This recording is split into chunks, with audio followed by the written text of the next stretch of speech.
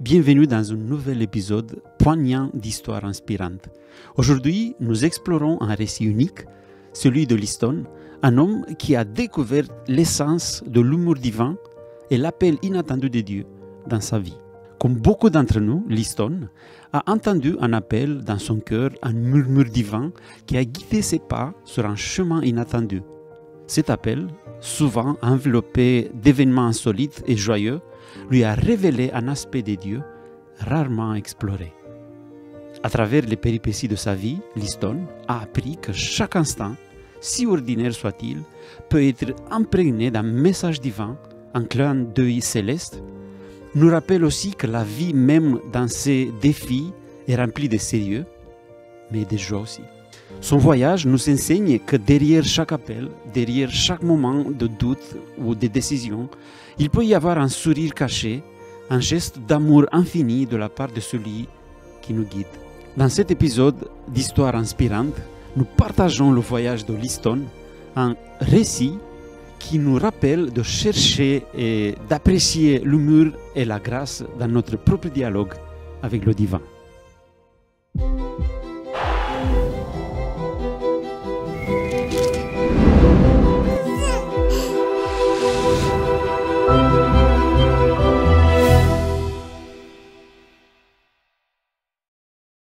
Liston, bienvenue et merci d'avoir accepté de partager ton histoire avec nous.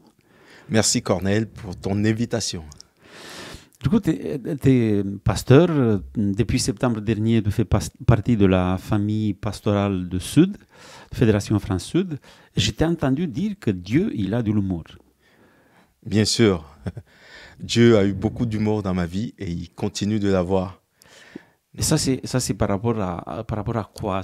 Comment est-ce que tu as découvert ça? C'est par rapport à ton appel? C'est par rapport justement à mon appel, donc à l'appel de Dieu, et que j'ai vécu différentes expériences avec Dieu.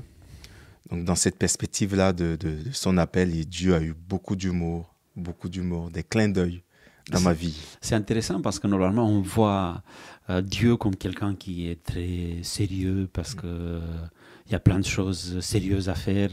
Et toi, tu as découvert que Dieu, en fait, il a de l'humour. Ça a commencé comment, en fait, l'appel? Comment est-ce que tu as reçu l'appel de Dieu? Avant toute chose, je suis né dans l'église catholique.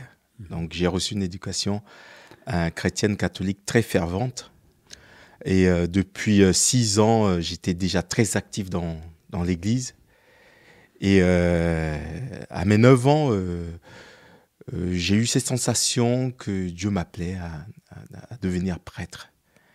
Et la question de l'humour de Dieu dans ma vie, c'est cette intervention de Dieu à des moments de ma vie où Dieu me fait des clins d'œil et je les ressens justement pendant ces moments de vie, moi comme étant un moment qui me faisait rire. Parce que je me disais, mais Dieu, ces clins d'œil que tu me fais, ça se fait à des moments où je dis c'est impossible. Pourquoi c'était impossible à 9 ans de penser que peut-être un jour tu deviendrais prêtre? C'est impossible parce que je suis fils unique de ma mère et impossible parce que ma mère confirmera le fait que ça soit impossible. Parce que quand j'ai eu cette sensation, je suis allé la voir et je lui ai fait part de cette sensation que j'avais envie de devenir prêtre. Elle a souri et elle a dit, mon fils, tu rigoles, tu es mon seul et unique fils. Tu ne peux pas devenir prêtre. Moi, j'ai envie d'avoir des petits-enfants. Et c'est cette situation où Dieu nous fait des clins d'œil à des moments de nos vies où c'est quasi impossible de comprendre des fois ou de répondre à ces clins d'œil de Dieu. C'est en cela que c'est de l'humour pour nous. Parce qu'on se dit, ce Dieu, il est jusqu'où il ira avec nous. Et moi, dans mon moment de vie, à 9 ans, un appel à 9 ans, cette sensation de servir Dieu à 9 ans, pour moi, c'était impossible. Mais le sourire de ta maman t'a fait comprendre que peut-être elle n'était pas dans la même ligne de l'appel. Mais ça t'a découragé? Ça t'a fait quoi, en fait? Non, ça m'a pas découragé parce que j'ai vécu dans une famille où l'éducation était très stricte. Ma mère est très, très, très stricte. Donc, il faut pas qu'elle parle plusieurs fois pour que je comprenne ce qu'elle a envie de dire. Donc, quand elle m'a dit non, j'ai compris. J'ai compris. Et je devais aussi cette loyauté à ma mère. Hein. Donc, c'est mon éducation qui me demande. Donc, quand les parents vous disent quelque chose, vous devez de les entendre et d'obéir. Donc, pour moi, à cet âge, quand ma mère me dit non, je n'ai pas pris ça comme étant un découragement. Et j'ai juste accepté son non. J'ai continué. Mais Dieu aussi, il a continué, parce que je crois qu'il a continué à t'appeler. Est-ce qu'il y a un autre moment de Tout ta à vie fait. quand tu as entendu à nouveau cet appel de Dieu? Oui, tout à fait. C'est ça qui fait sourire, parce que Dieu, il n'abandonne pas. Il parle tout le temps à nos cœurs. Et quand j'ai eu mes 18 ans, hein, j'ai reçu ce deuxième appel. Mais ce qui est encore de l'ordre de l'humour à ce moment, c'est que j'avais 18 ans et j'étais très intéressé par le monde, et les plaisirs du monde.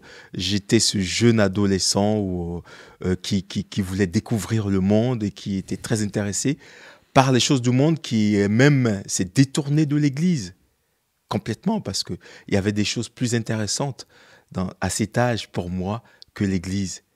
Et quand on reçoit cette sensation, encore une fois, d'un appel de Dieu à le servir, on se dit, mais non, mais c'est pas vrai, c'est pas possible. Et c'est pas possible pour moi de servir Dieu avec la vie que j'ai.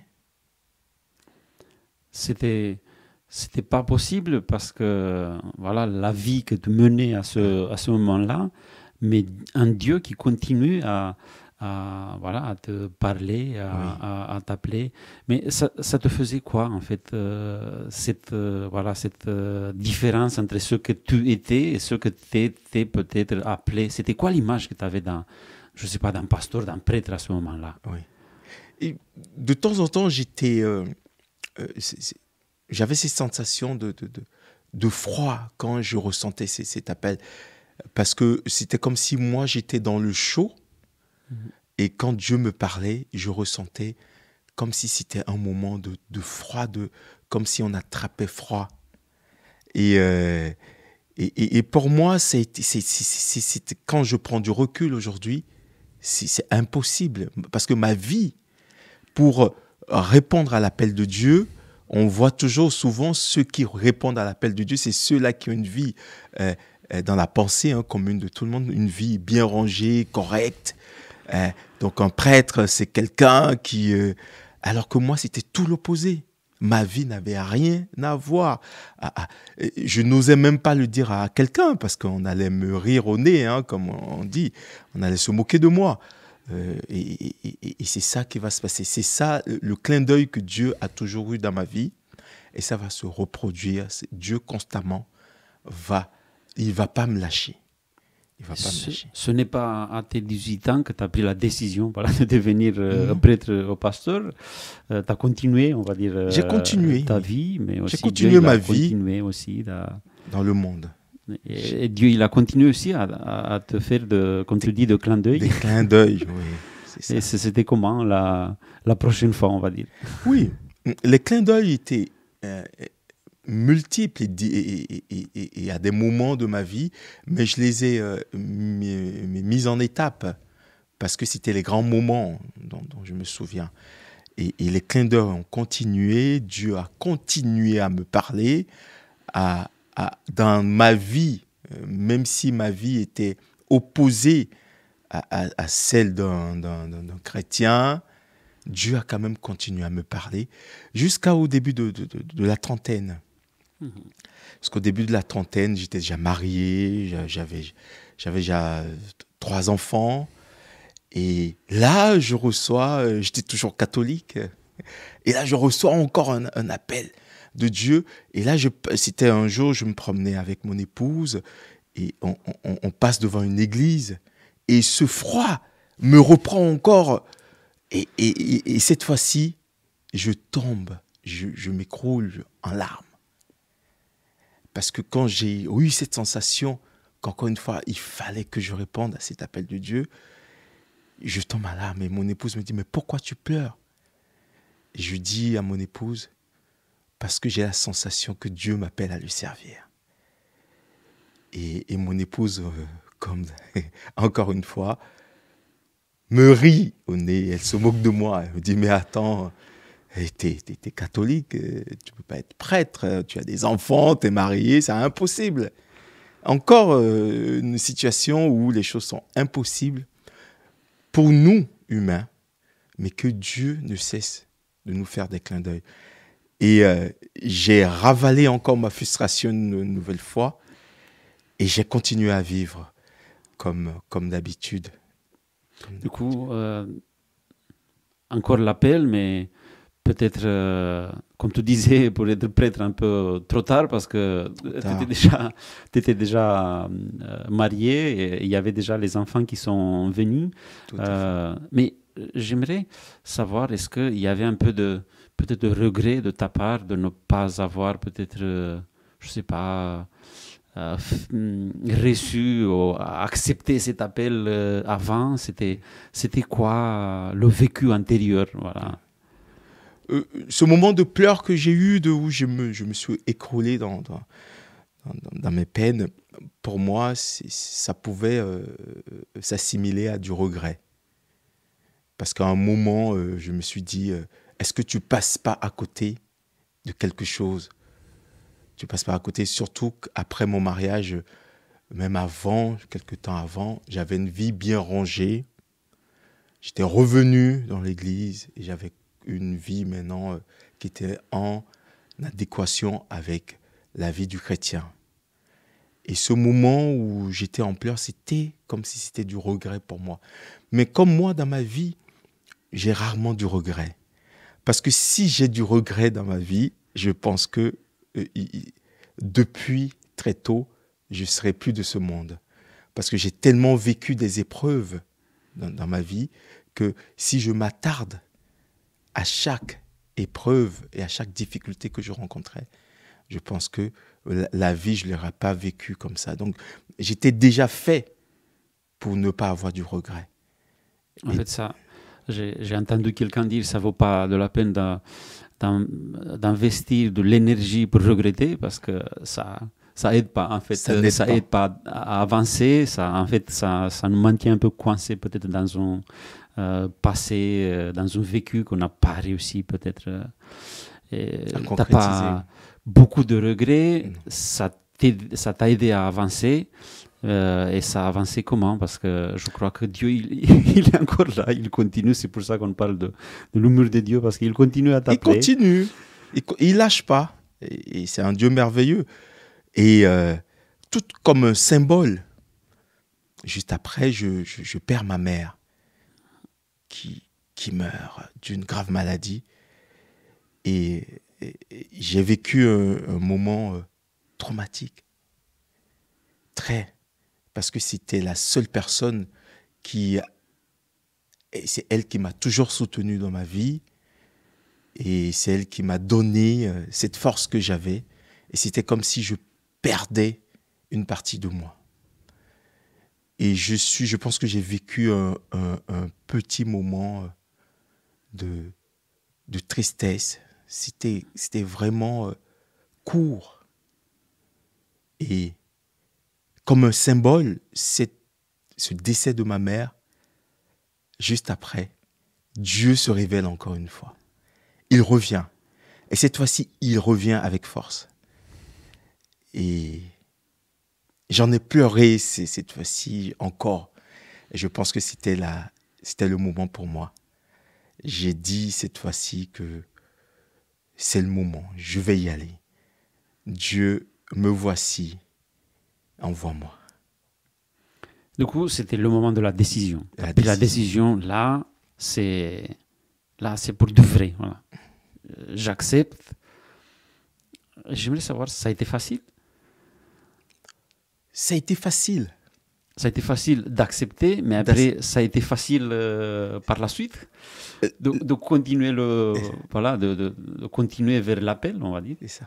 Comme moi, j'ai vécu déjà ces humours de Dieu dans ma vie depuis plusieurs moments, et ces clins d'œil de Dieu, ça a été plus facile pour moi de me décider.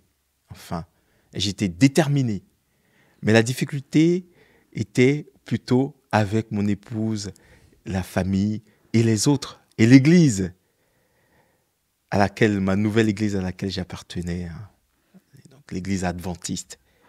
Donc c'est ça la difficulté. C'est comment partager ce moment d'humour, de joie, où j'étais déterminé à répondre, à mettre ce projet que Dieu a toujours eu sur moi, a toujours eu pour moi, de mettre que c'est le moment pour moi que ce projet se construit. Et ça, la difficulté, c'est mon épouse. Et mon épouse, elle a rigolé encore une fois.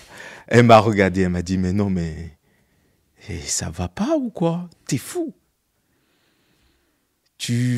On a un travail, on vit, on se plaint pas dans notre vie, elle travaille, on va bien, on n'a pas de soucis, les enfants vont bien.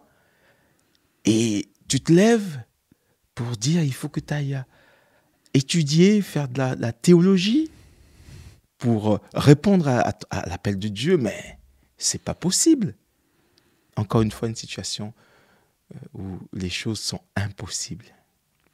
Il y a toujours un décalage, ça, on le voit tous, il y a toujours un décalage entre ce qu'on vit à l'intérieur, cet appel, pour nous c'est quelque chose de réel, quelque chose de touchable, et un décalage avec les autres, parce qu'ils n'ont pas reçu le même appel, et ce sera peut-être à nous, après, de les convaincre que c'est vraiment ça. Et je crois que vous êtes arrivé à ça en tant que famille, parce que, comme je disais, tu es pasteur maintenant, ça signifie que tu as déjà fait tes études de théologie. Oui. Et ça s'est passé comment? Oui, mon épouse, elle est pragmatique. Elle me dit, bon, je vois un changement dans ta vie, tu n'es plus le même, tu es différent, donc je sens que tu es déterminé, donc donne-moi 2 ans. Elle m'a dit, donne-moi 2 ans pour qu'on prie ensemble. Pour que si Dieu t'appelle, si Dieu t'a fait ce clin d'œil, il doit être capable aussi de me faire à moi aussi ce clin d'œil. Parce que Dieu ne peut pas t'appeler tout seul. Je pense que s'il t'appelle, il t'appelle avec ta famille. Et il faut que je comprenne ce projet de Dieu. Et je dis, pour moi, c'était difficile d'accepter 2 ans. Pour moi, c'est trop 2 ans. J'aurais pu finir, si j'étais allé plus tôt, j'aurais pu finir mes études 2 ans plus tôt. Et Dieu, comme une voix de Dieu qui m'a dit, écoute et accepte ce projet qu'elle te propose. Et on a vécu 2 ans dans la prière. Et elle avait une demande à Dieu. Elle a fait une seule demande à Dieu. Elle a dit, Dieu, si c'est toi qui appelles vraiment mon mari, il faut que tu me trouves du travail là où nous allons danser, c'est-à-dire à Collonges. Il faut que tu me trouves du travail. Voilà, quelque chose de pragmatique, concret. Une demande assez concrète. C'est cash. Et c'est l'expérience que nous avons vécue avec Dieu. Donc, pratiquement à la fin, 1 an et demi plus tard, donc à 6 mois de notre départ, un peu plus de 6 mois, elle reçoit un appel, parce qu'elle a postulé, elle reçoit un appel d'un hôpital de Collonges, qui l'appelle, qui dit « Madame Gouvou, nous sommes intéressés par votre candidature. Est-ce qu'on peut se voir pour un entretien ?» Et elle dit à ces dames qu'elle a au téléphone, « Je ne peux pas parce que je serai présent dans la région que dans 6-7 mois. » Et on était tristes, on se disait, elle va dire, bon, je passe. La normalité, la réalité, c'est qu'elle passe à une autre candidature. Mais qu'est-ce qu'elle dit avec la grande surprise qu'on a eue? Elle dit à mon épouse, ne vous inquiétez pas, je garde votre candidature et on va prendre rendez-vous pour le mois de juillet. Et quand vous serez dans la région, vous allez pouvoir venir à mon rendez-vous et nous allons pouvoir entretenir sur votre futur emploi. On dit que Dieu, il a de l'humour, mais Il rigole pas quand il s'agit de... On peut dire aussi qu'il rigole pas parce que voilà cette réponse extraordinaire de la part d'une institution. On sait comment ça se passe à un niveau institutionnel. Comme tu disais, on passe à autre chose, on passe à quelqu'un d'autre. Mais c'était vraiment voilà, dans la même ligne qu'on a parlé jusqu'à maintenant. C'était l'appel de Dieu. On peut dire même qu'il y a plusieurs temps. Il y avait ton temps à toi. Tu avais déjà compris l'appel. Il y a le temps de Dieu. Il y a le temps de ta femme aussi, il y a le temps de la famille aussi. Il faut mettre tout en accord avant d'arriver à avoir un résultat qui soit convenable pour tout le monde. Et c'est Dieu qui met tout en œuvre pour arriver à ça. Il faut juste peut-être se laisser accompagner. Il faut se laisser accompagner. Et ce clin d'œil qu'elle a reçu, mon épouse, ça l'a transformé. Parce qu'à partir de ce moment, elle était tout aussi motivée que moi. Mais comme dans toute expérience avec Dieu, il y a des épreuves. Et des fois, on est souvent surpris par d'où les épreuves viennent. Et ce n'est pas la faute, je veux dire, parce que dans ma situation, la plus grosse épreuve a été dans l'église. Et aujourd'hui, je comprends, avec beaucoup de recul. Mais au lieu d'être encouragé, j'ai pas été encouragé parce que je comprends pourquoi j'ai pas été encouragé parce que l'Église me voulait avec elle, donc parce que j'avais des responsabilités dans l'Église, donc ils étaient contents de m'avoir et quand je leur ai annoncé le fait que j'allais partir étudier la théologie pour devenir pasteur, je pense que ça a été un choc aussi pour eux. Je vois cela comme le choc de ma mère, qu'elle a eu la première fois, le choc que mon épouse aussi a eu, et l'Église maintenant qui a aussi un choc. Et c'est ça, et la réalité de cette épreuve. J'ai, pour partager l'expérience, et j'ai une amie de l'Église, qui est toujours une amie actuellement, elle me disait, mais, tu vas faire quoi à Collonges? Et tu sais quoi? Si tu insistes, Jésus sera de retour même avant que tu ne finisses tes études. Et c'est marrant aujourd'hui, avec du recul. Pas parce que je suis content que Jésus ne soit pas de retour, mais mon regard, c'est que rien n'est facile, même quand nous sommes confrontés à une épreuve et que nous avons la certitude que Dieu est avec nous, les choses sont toujours à prendre avec précaution. Et il faut toujours être à l'écoute de Dieu parce que les épreuves vont continuellement être là. Je ne sais pas si tu vois que Cornel, avant, l'épreuve, c'était moi. Mais je suis passé à une autre étape où l'épreuve, c'était plus moi, c'était les autres. Et c'est ça qui va être la nouvelle expérience que je vais vivre et que Dieu va continuer à... Je suppose que l'Église, maintenant, elle sera peut-être contente. Je parle de ton Église d'origine. D'origine, oui. Elle sera contente avec ton parcours. C'est vrai que parfois, on regarde notre propre intérêt tout de suite. Mais Dieu, il avait un plan pour toi dans son grand plan, on va dire, dans son Église. Est-ce que pendant tout ce temps, tu as parlé des épreuves aussi, dans toutes les épreuves. Est-ce qu'il y a eu un verset, un message peut-être qui t'a aidé, que tu aimerais partager peut-être avec nous tous? Et si tu le permets, avant de partager le verset, il faut que je restitue quelque chose. Oui, bien sûr. Dans l'Église, ce n'était pas tout le monde qui constituait une épreuve, heureusement, que à travers ces moments que je vivais, et Dieu me donnait aussi des clins d'œil par des gens. Et je me rappelle, mon pasteur déjà d'église il faisait partie de l'une de ces personnes qui m'ont soutenu.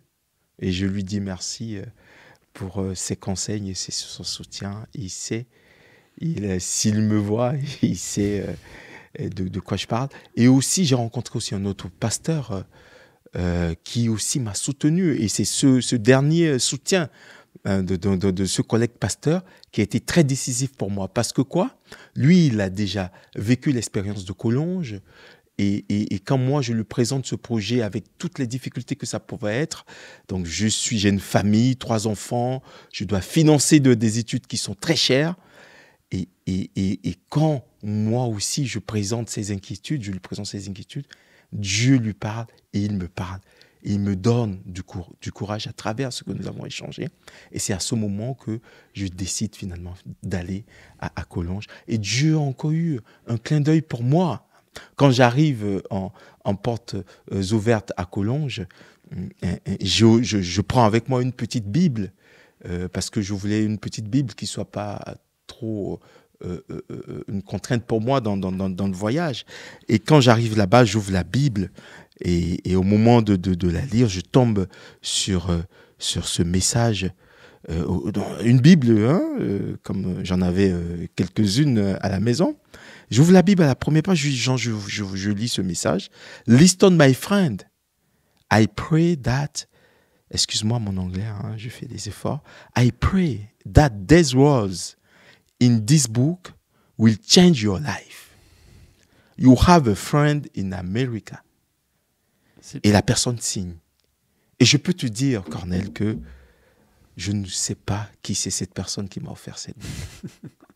Je ne me rappelle pas. Et ce message que j'ai dans cette Bible, qui est encore un clin d'œil de Dieu, du fait que ce qui est contenu dans cette Bible sera pour moi, va changer ma vie. En ce moment même où je m'engageais, où j'ai décidé de me mettre en route pour servir Dieu, je reçois ce clin d'œil encore de Dieu. Oh, on peut dire merci Seigneur pour tous ceux qui nous ont encouragés dans nos vies, pour arriver là dans nos parcours de vie. Et le verset qui t'a aidé peut-être à dépasser tout et arriver jusqu'à là, et peut-être que t'aidera aussi à continuer. Tout à fait. C'est quelques versets dans le livre de Genèse, l'expérience qu'a vécue Abraham et Sarah, une expérience aussi tout aussi remplie d'humour. C'est Genèse 17, verset 1, pour mettre le contexte. Lorsque Abraham fut âgé de 99 ans, l'Éternel apparut à Abraham et lui dit « Je suis le Dieu Tout-Puissant, marche devant ma face et sois intègre. » Donc cet appel de Dieu pour Abraham, et au verset 8, il dit « Je te donnerai et à tes descendants après toi le pays que tu habites comme étranger, tout le pays de Canaan, en possession perpétuelle, et je serai leur Dieu. » Quand on voit ces petits mots de Dieu pour Abraham, on se dit, il y a quelque chose d'impossible. Je donnerai tout un pays et que tu auras en possession et de manière perpétuelle. Donc, Dieu, quand il nous appelle, il nous confie une mission avec des promesses pour nous impossibles. Parce qu'on verra que cette promesse est tellement impossible qu'au verset 15, Dieu dit à Abraham, tu ne donneras plus à Sarai, ta femme, le nom de Sarai, mais son nom sera Sarah. Je la bénirai et je te donnerai d'elle un fils.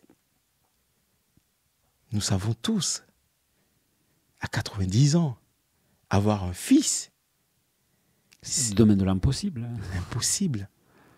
C'est encore un clin d'œil de Dieu.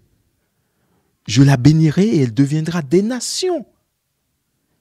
Des rois de peuples sortiront d'elle. Abraham tomba sur sa face. Moi, j'ai pleuré. Il rit. Donc, cette expérience-là du rire, et Abraham le vit aussi. Elle la vit aussi. Et dit en son cœur, naîtra-t-il un fils à un homme de 100 ans? De l'impossible. Et Sarah, âgée de 90 ans, enfantera-t-elle? Et on sait ce qui se passe après. Et pour finir, le verset que j'aimerais, qui est pour moi le verset qui résume toute cette expérience avec Dieu, c'est Genèse 18 au verset 14. 14a. Y a-t-il rien qui soit étonnant de la part de l'Éternel. Donc, y a-t-il rien dans certaines versions, y a-t-il rien qui soit impossible de la part de l'Éternel? Liston, merci pour avoir pris ce temps, pour partager cette histoire avec nous. Que Dieu continue à t'accompagner dans ta vie, que tu puisses voir cet humour de Dieu, le découvrir de plus en plus peut-être dans ta vie. Et j'espère bien aussi que voilà, ton histoire, elle a touché, elle a inspiré à tous ceux qui vont entrer en contact avec elle. Oui, tout à fait. Si j'ai un petit mot, si tu le permets, Cornel, à dire ici, c'est que notre Dieu, c'est un Dieu de l'impossible. Des fois, c'est nous qui limitons Dieu dans nos vies. Et surtout, les plans de Dieu, quand nous sommes en relation avec lui, même des fois quand nous sommes éloignés de lui, Dieu continue à nous parler. Et je prie pour chacun que Dieu, qui continue à nous parler, que nous puissions entendre et comprendre ce qu'il a à nous dire chaque jour. Parce que Dieu a beaucoup de choses à nous dire. Il a des choses pour nous qui sont impossibles. Il a accompli des choses impossibles dans nos vies. Et Dieu, notre Dieu, est un Dieu d'humour. Merci encore une fois. Et nous avons créé un mur des histoires. Je t'invite à laisser un petit message sur ce mur-là. Merci.